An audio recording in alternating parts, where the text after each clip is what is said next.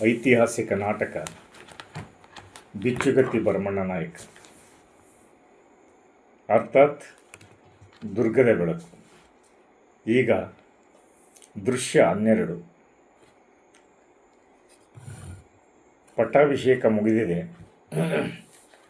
ಭರಮಣ್ಣ ನಾಯಕನು ಆಡಳಿತೀಯ ಚುಕ್ಕಾಣಿಯನ್ನು ಹಿಡಿದುಕೊಂಡಿದ್ದಾನೆ. ಸಭೆಗೆ ಹಾಜರಾಗುತ್ತಿದ್ದಾನೆ. ಸಿಂಹಾಸನ ಪ್ರಧಾನಿ ರುದ್ರಭರ್ಮಪ್ಪ, ದೊರೆ ರಂಗಪ್ಪ ನಾಯಕ, ಬೊಮ್ಮಣ್ಣ ನಾಯಕ, ಪ್ರಧಾನಿ ಅಪ್ಪರಸಯ್ಯ, ದಳವಾಯಿ ವೆಂಕಟನಾಯಕ, ರಾಜಮಾತೆ ಕನಕವ್ವ ನಾಗತಿ, ಗೊಲ್ಲರ ಕಿಟ್ಟಪ್ಪ, ಪೈಲ್ವಾನ್ ನಂಜಪ್ಪ ಇವರೆಲ್ಲ ಅಲ್ಲಿ ಕುಳಿತಿದ್ದಾರೆ. ಕನಕವ್ವ ನಾಗತಿ ರಾಣಿಯ ಉಡುಪಿನಲ್ಲಿ ತನ್ನ ಮಗನ ಆಸ್ಥಾನದಲ್ಲಿ ಕುಳಿತುಕೊಂಡಿದ್ದಾಳೆ. ಅವಳ ಮಾರ್ಗದರ್ಶನದಂತೆ ದೊರೆ ರಂಗಪ್ಪ ನಾಯಕರ, ರುದ್ರಭರ್ಮಪ್ಪ ನಾಯಕರ ಹಿರಿಯರ ಸಮ್ಮುಖದಲ್ಲಿ ಆಡಳಿತವನ್ನು ಗುರುಗಳ ಆಶೀರ್ವಾದ ಪಡೆದು ಬಿಚ್ಚುಗತ್ತಿ ಭರಮಣ್ಣ ನಾಯಕನು ತನ್ನ ಸಿಂಹಾಸನಕ್ಕೆ ಪ್ರಥಮವಾಗಿ ಬರುತ್ತಿದ್ದಾನೆ. ಎಲ್ಲ ಪುರಜನರು, ಪ್ರತಿಯೊಬ್ಬರೂ ಆಸ್ಥಾನದಲ್ಲಿ ಕುಳಿತಿದ್ದಾರೆ. ಬಿಚ್ಚುಗತ್ತಿ ಭರಮಣ್ಣ ನಾಯಕನು ರಾಜನಾಗಿ ಗಂಭೀರವಾದ ನಡಿಗೆಯಿಂದ ನಡೆದುಕೊಂಡು ಬರುತ್ತಿದ್ದಾನೆ. ಸಾಮಂತರು, ದುರ್ಗದ ಹಿರಿಯ ನಾಗರಿಕರು ಎಲ್ಲರೂ ಎದ್ದು ನಿಂತು ಬಹುಪರ ಕೇಳಿ ಬರುತ್ತಿದೆ. ಕಹಳೆಗಳ, ನಗಾರಿಗಳ ಶಬ್ದ ಮುಗಿಲು ಮುಟ್ಟಿದೆ. ಈಗ ಬಹುಪರ ಕೇಳುತ್ತಿದ್ದಾರೆ. ಶ್ರೀಮನ್ ಮಹಾನಾಯಕಾಚಾರ್ಯ ಬಿಚ್ಚುಗತ್ತಿಯ ಸರ್ಜಾ, ಕಾಮಗೀತೆಯ ಭೂಪ, ಹಗಲು ಕೊಗ್ಗಲು ಮಾನ್ಯ, ಗಾದ್ರೆಮಲಿ ಹೆಬ್ಬುಲಿ, ಕದನ ಪ್ರಚಂಡ, ರಾಜವೀರ ಬಿಚ್ಚುಗತ್ತಿ ಭರಮಣ್ಣ ನಾಯಕರು ಬರುತ್ತಿದ್ದಾರೆ. ಬಹುಪರಾಕ್ ಬಹುಪರಾಕ್ ಬಹುಪರಾಕ್. ಕಹಳೆ ಧ್ವನಿ, ನಗಾರಿಗಳ ಶಬ್ದ ಕ್ರಮೇಣ ನಿಧಾನವಾಗಿ ನಿಲ್ಲುತ್ತದೆ. ಬಿಚ್ಚುಗತ್ತಿ ಭರಮಣ್ಣ ನಾಯಕನು ಗಾಂಭೀರ್ಯ ನಡಿಗೆಯಿಂದ ನಡೆದು ತಾಯಿಗೆ ನಮಸ್ಕಾರ ಮಾಡಿ, ಪುರಜನರಿಗೆ, ಹಿರಿಯರಿಗೆ ನಮಸ್ಕಾರ ಮಾಡಿ, ಸಿಂಹಾಸನಕ್ಕೆ ನಮಸ್ಕಾರ ಮಾಡಿ ಆಸೀನನಾಗುವನು. ಎಲ್ಲರೂ ಕುಳಿತುಕೊಳ್ಳಿ, ಪ್ರಧಾನಿಗಳೇ ನೀವು ಮುಂದುವರಿಸಿ ಅನ್ನುವ ಮಾತನ್ನು ಹೇಳುತ್ತಾ ಪ್ರಧಾನಿ ರುದ್ರಭರ್ಮಪ್ಪ ನಾಯಕ ಹೇಳ್ತಾನೆ, ಬುದ್ಧಿ, ತಮ್ಮಲ್ಲಿ ಹರಕೆ ಮಾಡಿಕೊಳ್ಳುವುದೇನೆಂದರೆ, ತಾವು ಅಧಿಕಾರವನ್ನು ವಹಿಸಿಕೊಂಡಾಗಲೇ, ತಾವು ಹಸೆಮಣೆಯಿಂದ ಇಳಿದು ಸುಂದರ ರಾತ್ರಿಗಳು ತಮ್ಮ ಕಣ್ಮುಂದೆ ಬರುತ್ತಿದ್ದಾಗಲೇ ಕೆಟ್ಟ ಸ್ವಪ್ನವನ್ನು ನಿಮ್ಮ ಸ್ಮೃತಿಪಟಲದ ಮೇಲೆ ಘಾಸಿಗೊಳಿಸುತ್ತಿದೆ. ಅಕ್ಕಪಕ್ಕದ ಪಾಳೆಗಾರರು ನಮ್ಮ ಮೇಲೆ ಕಿರುಕುಳ ಕೊಡುತ್ತಿದ್ದಾರೆ. ಪಕ್ಕದ ಆಲೂರಿನ ಪಾಳೆಗಾರ, ಬಿಜಾಪುರದ ಸುಲ್ತಾನ,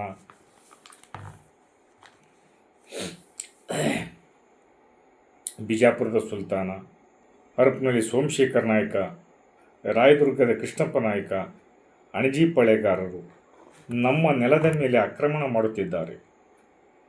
ಕೆಲವು ನಮ್ಮ ಹಳ್ಳಿಗಳಿಗೆ ನುಗ್ಗಿ ತೊಂದರೆ ಕೊಡುತ್ತಿದ್ದಾರೆ. ಪ್ರಭು, ತಮ್ಮಲ್ಲಿ ಅರಿಕೆ ಮಾಡಿಕೊಳ್ಳುತ್ತಿದ್ದೇನೆ.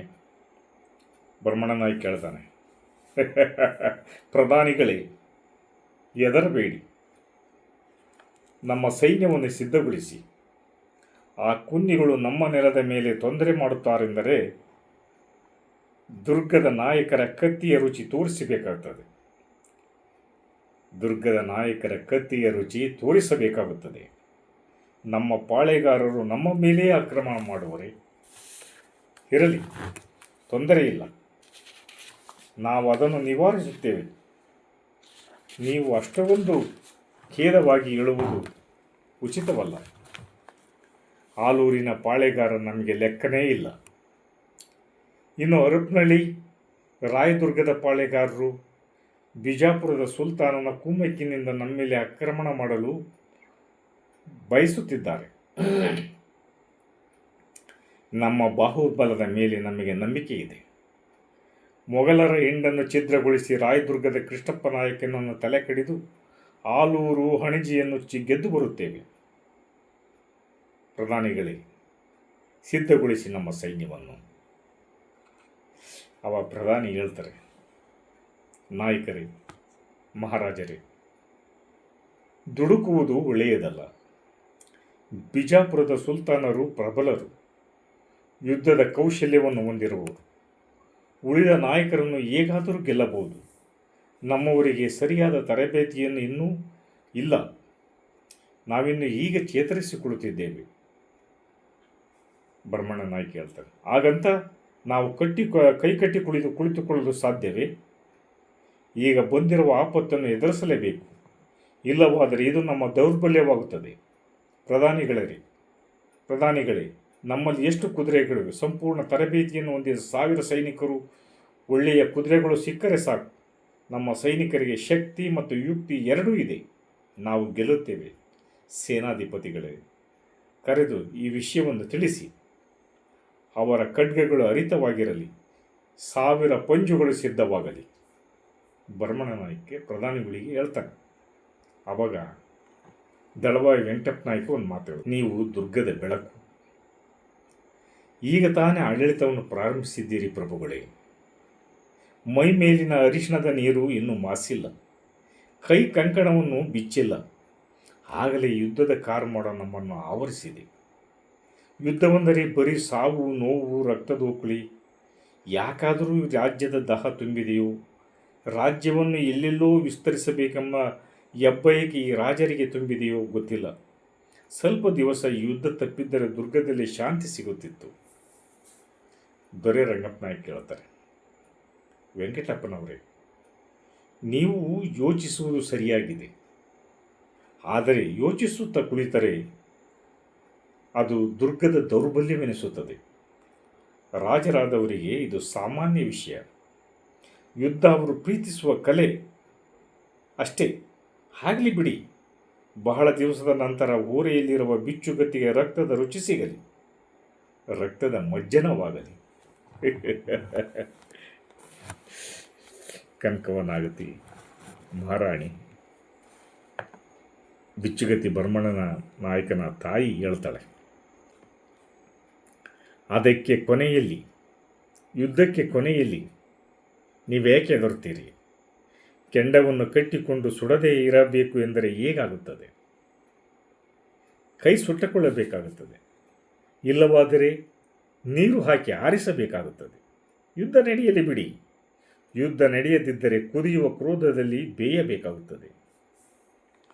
ಅದ್ರ ಬಗ್ಗೆ ನೀವೇನು ತಲೆ ಕೆಡಿಸ್ಕೊಳ್ಬೇಡಿ.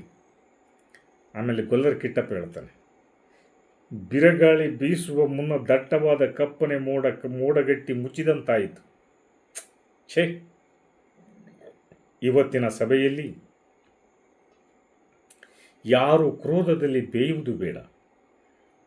ಇದು ಮೊದಲನೇ ಲಡಾಯಿ ಅಲ್ಲವೇ? ನಾವೆಲ್ಲ ಇದ್ದೇವೆ. ನಡೆಯಿರಿ, ಯುದ್ಧಕ್ಕೆ ಸಿದ್ಧತೆ ಮಾಡಿಕೊಳ್ಳೋಣ. ಆಲೂರು, ಹರಪನಹಳ್ಳಿ, ರಾಯದುರ್ಗ, ಈ ಪಾಳೆಗಾರರ ಸೊಕ್ಕನ್ನು ಮುರಿಯೋಣ. ಪೈಲ್ವಾನ್ ನಂಜಪ್ಪ ಹೇಳ್ತಾನೆ, ಪ್ರಭುಗಳೇ, ನಮ್ಮ ಗಿರಡಿ ಹುಡುಗರು ಬಹಳ ಕಟ್ಟುಮಸ್ತಾಗಿದ್ದಾರೆ. ಅವರನ್ನೆಲ್ಲ ಸೇರಿಸಿ ಒಂದು ಪಹರೆಯನ್ನು ಕಟ್ಟುತ್ತೇನೆ. ನೀವು ಅಪ್ಪಣೆ ಕೊಟ್ಟರೆ ಅವರನ್ನೂ ಸೈನ್ಯಕ್ಕೆ ಕಳಿಸುತ್ತೇನೆ. ನಮ್ಮ ದುರ್ಗದ ಜನ ಹೇಡಿಗಳಲ್ಲ. ನಮಗೆ ದೊಣ್ಣೆ, ಕೋಲು, ಕೊಡಲಿ, ಮಚ್ಚುಗಳಿಂದಲೇ ಕೊಚ್ಚಿ ಹಾಕುತ್ತೇವೆ. ನಾವೆಲ್ಲ ಸಿದ್ಧರಿದ್ದೇವೆ. ನೀವು ಅಪ್ಪಣೆ ಕೊಡಿ ಮಹಾಸ್ವಾಮಿ.